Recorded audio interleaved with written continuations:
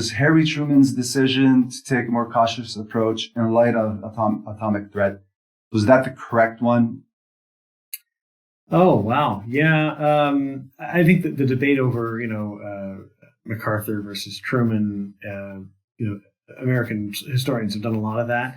I think it's worthwhile bearing in mind the Canadian perspective at the time, which was that they were supportive of the U.S. war goals, broadly speaking, but not supportive of it escalating beyond the defense of South Korea. So there was a lot of hand wringing about the possibility of extending the war into China in particular, because Korea was on the margins of the Cold War. China was not.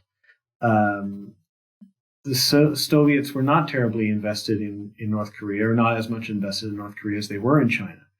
And the likelihood of a more generalized war, an expanded war with China in China, was something that pretty much every major partner of the United States was desperately interested in avoiding.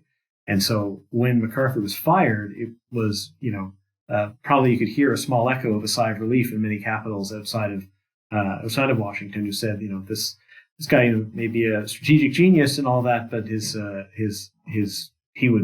were worried they were going to get everyone killed.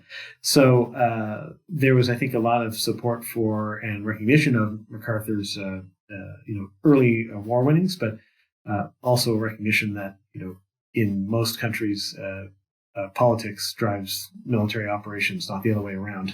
And so MacArthur, when he was going to butt up against the U.S. president, there was only likely going to be one result, as we've seen in other cases since then. So it's definitely an interesting debate, but I think it's worthwhile to bear in mind that Canada, as a junior partner in that war, nevertheless had its own aims, its own interests, its own foreign policy, red lines that they didn't want to cross, and an expanded war with China was not one of them.